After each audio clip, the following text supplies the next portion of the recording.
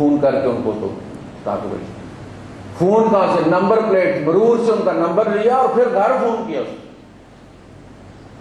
آپ کے پاس. اس نے آ کے اس نے کہا یار پیسے کا کوئی مسئلہ میں تمہیں دیکھنے آیا ہوں. ایسے لوگ بھی ہیں ابھی. تو وہ اپنی جیب سے پیسے ڈالتا ہے. یوسف علیہ السلام نے خزانے کو نقصان نہیں پہنچایا، ورنہ ہمارے سارے کرا وزیر کہتے تھے انہوں نے بھی تو اپنوں کو دیا تھا نا. اپنی جیب سے پیسے دیے. لائن لگی ہوئی تھی جاپان میں کہیں کاؤنٹر کے سامنے. تو ایک بوڑھی عورت آئی تو ایک نوجوان نے رحم دلی سے حاتم طائی کی قبر پر لات مارتے ہوئے اسے کہا کہ آپ یہاں میرے آگے آ جائیں. اس بوڑھے نے کہا نا یہ جو اتنے سارے لوگ ہیں سب کا رائٹ مارا جائے، تم آؤ نا میری جگہ، میں تمہاری جگہ چلی جاتی. مزہ آئے نا صدقہ کرنے کا. یعنی اصول یہ ہے کہ آپ اگر کسی کو ایڈجسٹ کرتے ہیں تو آپ اس کی جگہ پہ جائیں اور اس ترتیب سے پھر آئیں لائن میں. اپنی جگہ اس کو دے دیں تاکہ کسی کا رائٹ نہ مارا جائے. آپ نے کسی کو گھسا کے یہ کوئی آپ پیچھے آپ کے 10,000 آدمی تھے، 20 آدمی تھے، 100 آدمی تھے، 100 آدمی کا ہاتھ مارا تو آپ نے اپنی جیب سے پیسے دیے، بھائیوں کے پیسے واپس کر دیا. پھر وہاں جا کے وہ جو مکالمہ ہوا پچھلے درس میں بیان کیا جا چکا ہے. پھر جب واپس آئے بنیامین کو لے کر آئے. بنیامین سے پھر جب مکالمہ ہوا یوسف علیہ السلام کا، حالات آپ نے پوچھے وہاں کے سارے، پھر انہیں روک لیا اپنے یہاں اور اسی ترتیب سے آپ نے یوسف علیہ السلام نے بھائی کے لیے صدقے دل سے نشانی کے طور پہ وہ گلاس جو ڈالنے والا تھا اور سونے کا. اب دیکھو اس وقت کی مصر کی حالت ہے کیا معاشی، وہ آپ نے اس میں رکھا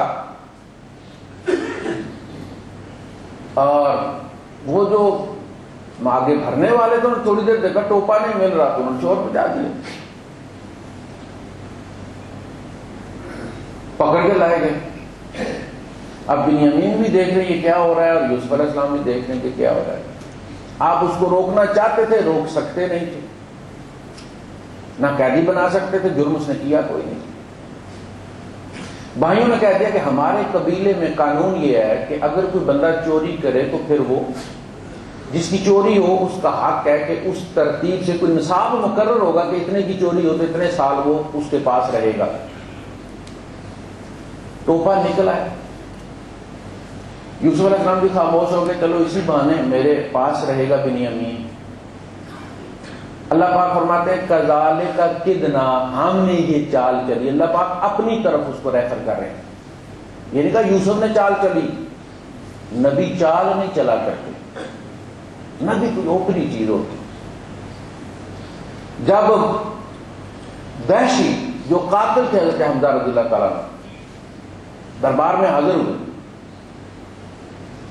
اور کہا کہ اگر کوئی بندہ مسلمان ہو جائے تو آپ نے کہا اس کے سارے گناہ معاف ہو جاتے ہیں. اگر اس نے قتل کیا ہو آپ نے اسلام سے پہلے سارے معاف ہو جاتے. اس نے کہا اگرچہ اس نے حمزہ کو قتل کیا اور ساتھ ہی اس نے اپنا ڈھاٹا اتار دیا اور کہا کہ میری بیعت لے لیجیے میں مسلمان ہو کر اللہ کے رسول صلی اللہ علیہ وسلم منہ پھیر دیا. اس کے بلیک وارنٹ جاری ہوئے تھے. ویسے ان 6 آدمیوں میں سے تھا جن کے قتل کے احکامات دے دیے گئے تھے کہ جہاں ملے سر اڑا دیے. وہ ادھر سے آ گیا سامنے سے، آپ نے پھر منہ دوسری طرف پھیر دیا. وہ ادھر سے آ گیا. جب 3 باریں ہو گئیں تو آپ نے ہاتھ بڑھایا اور اس کا اسلام قبول کر لیا اور اس کے بعد اس سے فرمایا کہ میرے سامنے نہ آیا کرو، اتنی مہربانی کر دو میرے اوپر، تم میرے سامنے مت آیا کرو، تمہیں دیکھ کے چچا یاد آ گیا. بعد میں آپ نے صحابہ سے کہا جب تم نے دیکھا تھا کہ میں نے اس کا اسلام قبول کرنے میں اعراض کیا ہے تو تم نے اس کی گردن کیوں نہیں اڑائی؟ وہ پچھلا آرڈر ویلڈ تھا نا، جب نیا ایشو نہیں ہوا تو وہ ڈیتھ وارنٹ ویلڈ تھا، اس کی گردن اڑا دینی تھی تم نے. صحابہ نے کیا کہا تاکہ اللہ کے رسول آپ آنکھ سے اشارہ کر دیتے. آپ نے فرمایا نبی آنکھوں سے اشارے نہیں کرتے, نبی چال نہیں چلتے. کذالک کدنا لیوسف, یوسف کی فیور میں ہم نے چال چلی, بڑی جدائی برداشت کر لیا اس نے, چلو دوسرا بھائی ساتھ ہو گیا. اب انہوں نے کیا کہا, دیکھیں بھائی تھے نا, کہنے لگے ان یسرق فقد سرق اخ له من قبل. اور یہ کوئی اتنی اوپری بات بھی نہیں, اگر اس نے چوری کیا تو اس کا بڑا بھائی پہلے چوری کر چکا ہے, یہ کوئی ان کا میٹرنل معاملہ ہے.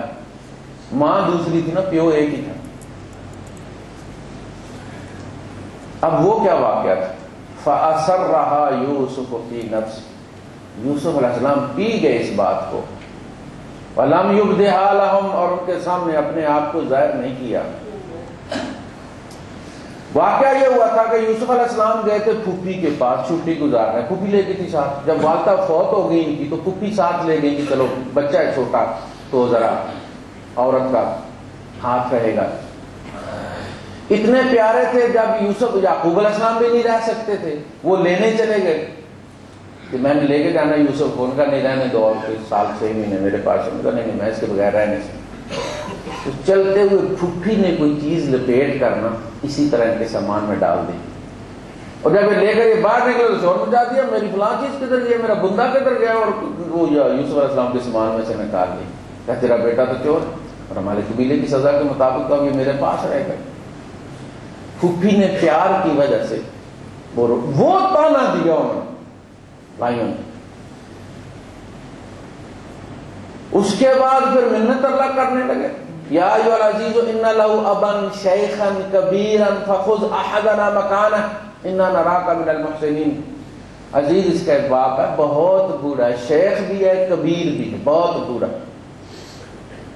تو ہم میں سے کسی کو روک لے, اس کو جانے چاہیے. قال معاذ اللہ, ایسا نہیں ہو سکتا کہ ہم جس کے سامان میں سے نہ نکلے اس کو روک لیں, جس کے سامان میں اس کو جانے دیں, ایسا نہیں ہوگا. خیر بھائیوں کو, بڑا بھائی وہیں پہ رہا, چھوٹوں سے اس نے کہا کہ تم واپس جاؤ, میں تو نہیں جاؤں گا. فلن ابرح الارض حتى يأذن لي ابي او يحكم الله لي, میں کبھی یہاں سے نہیں ٹلوں گا, یا تو مجھے ابا جان اجازت دے دیں یا میں مر جاؤں یہاں. میں واپس نہیں, میں تو یہیں پر ہوں, تم جاؤ اور جا کے کہو ارجعوا الى ابيكم فقولوا يا ابانا ان ابنك سرق. جاؤ ابا کو جا کے بتاؤ کہ آپ کے بیٹے نے چوری کی.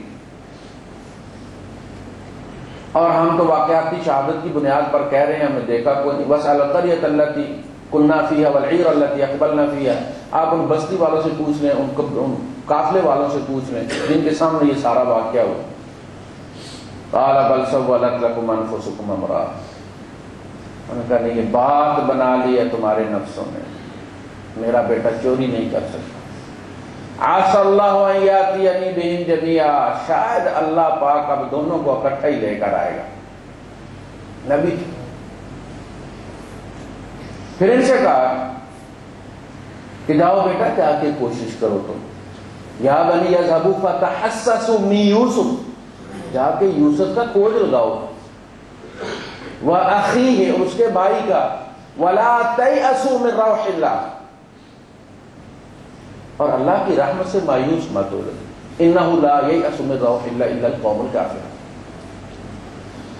اب وہ آئے ہیں اور آ کے انہوں نے کہا کہ یا ایھا العزیز مسنا واهلنا الضر وجئنا ببضاعة مزجاة فأوف لنا الكيل وتصدق علينا ان اللہ یهدی المتصدقین. ان کی یہ حالت زار دیکھ کر یوسف علیہ السلام کا دل بھرا اور آپ نے اپنے آپ کو ڈسکلوز کر دیا. قال هل علمتم ما فعلتم بيوسف, کہا جو یوسف کے ساتھ کیا تھا تم لوگوں نے یاد ہے. اب وہ چونکے کہ یہ قصہ تو دانے پانی کا چل رہا تھا, اس درمیان میں یوسف کہاں سے آیا.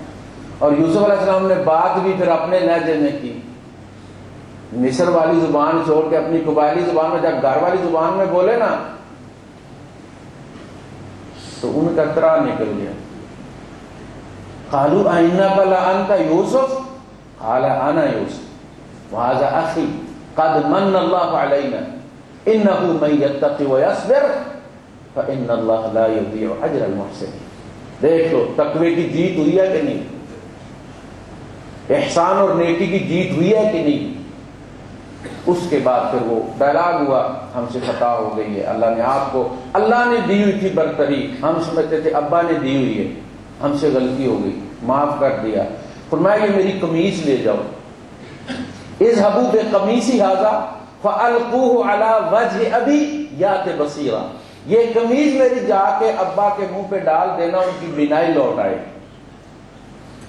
اب یہ کہا گیا کہ انسانی پسینے میں کچھ اجزاء ایسے ہیں جو انسان کا یہ جو موتیا ہے اس کے لیے بڑے کارآمد ہیں۔ دیکھیں آپ، وَلَمَّا فَصَلَتِ الْعِيرُ، قافلہ مصر سے چلا ہے اور یعقوب علیہ السلام نے شور مچانا شروع کر دیا، انی لا اجد ریح یوسف لولا ان تفندون۔ خاندان والو، تم اگر مجھے سٹھیایا ہوا نہ کہو کہ بڈھا پاگل ہو گیا ہے تو میں تمہیں بتاؤں مجھے یوسف کی خوشبو آ رہی ہے۔ 40 سال نہیں آئی، جب رب نے چاہے نبی کو خوشبو آنا شروع ہو گئی، قمیص چلی ہے، یوسف کی خوشبو فلسطین پہنچ گئی۔ یہ ایک سگنل ہے اہل توحید کے لیے کہ دیکھو جب رب سوئچ آف کر دیتا ہے کوئی خبر نہیں ملتی۔ یہ بھی نہیں پتا ہوتا کہ ساتھ والے اونٹ پہ جو ڈولا رکھا ہوا ہے اس میں عائشہ ہے یا کوئی نہیں ہے۔ عائشہ پیچھے رہ گئی سوتی ہوئی، سورہ نور۔ اور جب سوئچ آن کرتا تو بتاتے ہیں طلحہ تیری حور کنگھی کر گئی، پھر آسمان پہ نظر جا پڑتی